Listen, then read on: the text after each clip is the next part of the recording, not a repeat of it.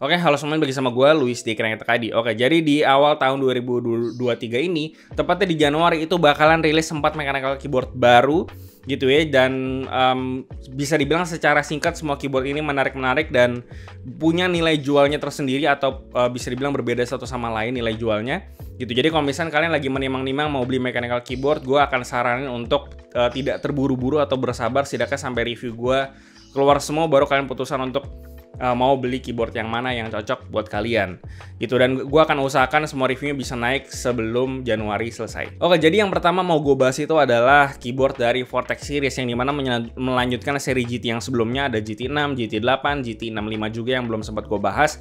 Kali ini mereka ngerilis GT9 yang dimana masih ngebawa semua hal yang ada di versi GT. Itu ada 3 connection dan ngebawa mounting gasket yang tentunya kali ini gasket beneran, gak kayak yang ada di 6 sama 8. Oke, lanjut untuk pricingnya sendiri itu ada banyak sebenarnya, dan dari yang paling murahnya sendiri dari yang barebone itu ada di harga 800 ribuan. Versi Gateron itu ada di 1 juta, dan untuk yang versi pakai Jawik T1 dan juga Jawik Ultimate Black itu ada di sekitar 1,2, dan ada versi yang paling tinggi itu pakai Avion Blue Sky yang harganya itu di 1,3 jutaan. Nah, si GT9 ini tuh punya layout 96 keys yang bisa dibilang kurang lebih hampir mirip sama VX9 Pro. Cuma bedanya si GT9 ini tuh navigation clusternya dempet sama cluster yang ada di sebelah kirinya gitu. Jadi bisa dibilang lebih dempet dan tidak sepanjang si VX9 Pro. Dan selain itu sebenarnya sih gue jujur lebih suka sama layout 96 keys kayak yang ada di VX9 Pro sama di Daxa M100X Ultimate, karena menurut gue komposisi layoutnya itu lebih seimbang aja gitu menurut gue. Dan setelah pakai keyboard ini selama beberapa hari, gue itu masih suka kepencet atau ketuker antara shift dan juga arrow atasnya karena terlalu dempet.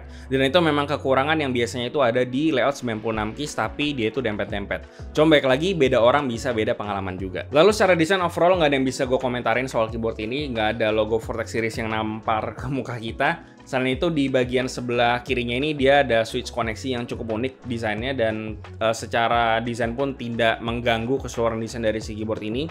Jadi gue gak ada masalah. Selain itu di bagian frame-nya juga cukup tebal bezelnya. Cuma buat gue gak masalah karena mereka tetap harus ngasih space yang cukup untuk si gasketnya bisa duduk di case ini gitu. Jadi soal estetik kembali lagi ini ke selera. Untuk keycap sendiri mereka pakai CSE profile yang warnanya hitam kuning atau hitam orange ini, dan kalau boleh jujur gue kurang gitu suka sama desain dari si keycapnya ini. Cuma baik lagi ini selalu bisa kalian ganti. Dan untuk si PCB sendiri dia itu udah soft facing dan juga all swap, jadi kalian bisa ganti switch dan ganti keycaps, nggak perlu pusing mau pakai profile apa juga bisa. Terlepas dari itu semua, ini tuh kualitas keycapnya menurut gue udah cukup bagus. Dia ini PBT double shot yang kualitasnya oke.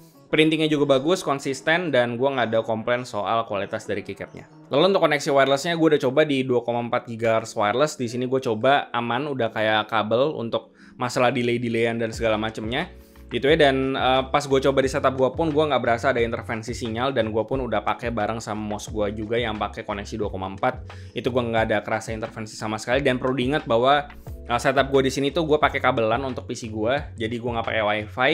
Dan baik lagi ini bisa beda tergantung sama setup kalian. Lalu untuk koneksi Bluetooth-nya juga aman, gue nggak ada problem, dan ini bisa dikoneksiin ke maksimal 3 device. Dan untuk masalah baterai sendiri dia pakai baterai yang besarnya itu 3000 mAh. Cuman karena ini baru beberapa hari di tempat gue, jadi gue belum bisa ngasih review kira-kira baterai life-nya setahan apa. Cuman kalian bisa expect kurang lebih sekitar 1 mingguan lebih lah, karena di keyboard pre-built-in dan keyboardnya mereka pun kurang lebih habisnya sekitar semingguan juga. Nah, kebetulan switch yang gue dapat ini adalah versi yang Avion Blue Sky. Dia ini linear switch, long pole, long spring juga 15 mili, dan weightnya itu 60 gram gitu. Dan dari segi typing feel sendiri di sini gue suka gitu, dan dia itu meskipun long spring tapi nggak terlalu snappy feel-nya. Dan entah kenapa gue itu sebenarnya nggak gitu suka sama switch yang long pole gitu. Gue nggak gitu suka karakternya, cuman di Avion Blue Sky ini entah kenapa gue bisa suka gitu ya. Dan selain itu di sini gue nggak pengen nge-highlight soal masalah typing feel yang enak di Avion Blue Sky-nya, tapi gue pengen ngebahas soal value dari si harga Avion Blue Sky-nya dengan harga keyboardnya ini. Karena Avion Blue Sky-nya itu dia tuh harga di sekitar 8.500 per switch.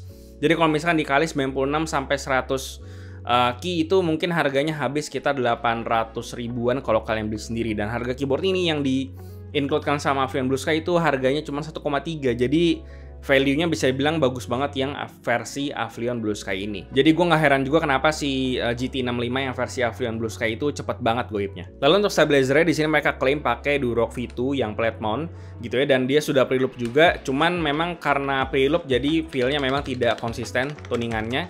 Jadi gue akan saranin untuk kalian bisa tuning sendiri aja kalau udah nyampe di tangan kalian biar lebih enak gitu. Dan selain itu di bagian PCB sendiri sebenarnya juga support untuk stabilizer PCB mount. Cuman karena si plate-nya ini support juga dengan stabilizer plate mount, jadi nanti bakalan ada compatibility issue sama stabilizer PCB mount yang housingnya itu cukup tebal. Contohnya kayak Durock V2 dan beberapa stabilizer PCB mount lain yang housingnya itu cukup tebal. Jadi di sini gue akan saranin kalau kalian pengen ganti stabilizer, gantinya ke plate mount juga aja biar nggak ribet. Oke, lanjut untuk internalnya si keyboard ini. Untuk ngebukanya itu tinggal buka doang atau dicongkel doang di bagian bawah frame dari si keyboardnya dan udah langsung bisa akses ke bagian internal dari si keyboard ini.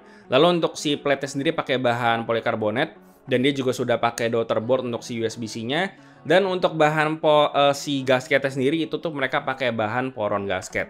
Dan Vortex Series juga ada ngasih solusi akustik untuk si keyboard ini. Mereka ada ngasih case foam di bagian case-nya. Lalu di bagian plate-nya itu juga ada dikasih poron foam. Dan di bagian atas PCB-nya itu juga ada dikasih poron sheet untuk solusi akustiknya. Dan untuk mounting point dari si gasketnya sendiri ada banyak banget di bagian atas, bawah, kanan, dan juga kiri. Dan di sini gue menemukan bahwa ternyata si case foam-nya ini ternyata cukup tebal sampai di titik di mana si gasket stripnya itu nggak nyentuh ke bagian bawah case-nya. Meskipun kalau misalnya ditutup itu bakalan kena-kena juga sih. Tapi jadinya nanti malah si case foam-nya itu bakalan nekan balik si PCB-nya dan tapping feel-nya jadi lebih ke kompres. Gue sih di sini lebih suka untuk nggak pakai si case foam-nya biar tapping feel-nya jadi lebih soft dan tapping feel-nya tidak kerasa ke kompres lagi. Dan secara akustik pun sebenarnya dia udah nggak hollow meskipun nggak pakai si case foam. Intinya sih secara overall dari desain internal keyboard ini tuh udah menunjukkan bahwa keyboard ini adalah keyboard gasket mount. Dan secara tapping feel pun gue cukup suka karena dia tuh tapping feel-nya soft cuman nggak yang fleksibel banget. Dan di sini gue suka tapping feel-nya, overall gue nggak ada komplain sama sekali. Dan secara tapping feel memang sepertinya si Avion Blue Sky ini yang nge-carry banyak soal sisi tapping feel-nya. Dan dari sisi akustiknya pun juga di sini gue cukup suka karena dia itu tapping feel-nya cukup deep dengan poron sheet dan juga poron foam yang ada di plate. Jadi ya secara overall suara tapping feel gue nggak ada komplain. Dan kalau kalian penasaran sama suaranya, silakan kalian dengerin sendiri.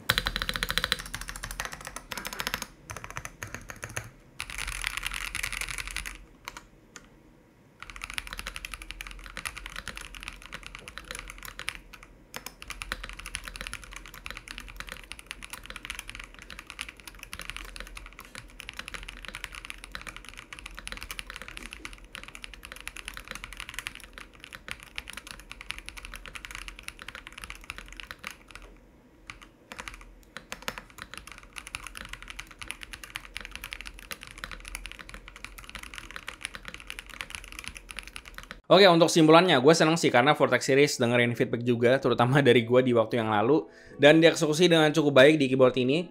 Kalau kalian ngomongin fitur, gue rasa fitur-fiturnya semua udah ada lah ya, kurang lebih di keyboard-keyboard zaman sekarang kayak soft facing, hot swap, tree connection, wireless, wired, terus pilihan switch juga yang si Vortex Series ini kebetulan ngasih pilihan switch yang banyak banget, bahkan ada versi yang barebone juga kalau kalian pengen build dari awal. Lalu dari sisi tapping feel juga udah enak, dia soft tapi nggak terlalu fleksibel. Dan untuk suaranya sendiri yang versi Avion Blue Sky ini bisa ngasih suara yang deep clack dan spacebar-nya ini talky guys. Salah satu faktornya adalah si keycap profile-nya yang si CSA profile ini. Lalu suaranya pun nggak muted kayak keyboard-keyboard rilisan yang di tahun lalu yang pernah gue bahas. Gitu. Jadi kalau misalnya kalian sedang mencari sebuah mechanical keyboard yang layoutnya itu full size tapi lebih compact, gue rasa nggak susah buat gue untuk bisa rekomendasiin si Vortex Series GT9 ini. Itu karena harganya beragam banget, pilihan switch-nya beragam, bahkan yang paling murahnya kalian bisa dapetin dengan versi yang barebone yang harga itu sekitar 400 ribuan kalau kalian memang pengen build dari nol.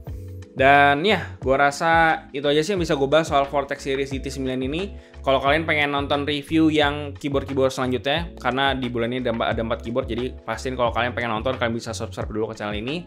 Dan ya, gue rasa itu aja.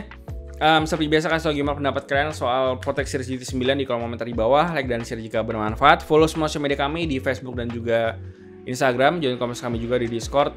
Lalu kalian bisa cek juga di TikTok karena kita ada di TikTok juga dan di situ kontennya beda sama di sini. Dan yang terakhir, subscribe. Gue Luis dari Kerenget Tadi. Sampai jumpa di video berikutnya.